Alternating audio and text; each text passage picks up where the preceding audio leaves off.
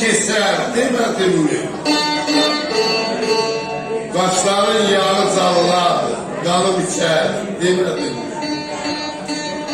Bak bir göze, bak bir kaşa, diğer şabab oldu söze, yakasız söylekler bize, felek bize demedim mi?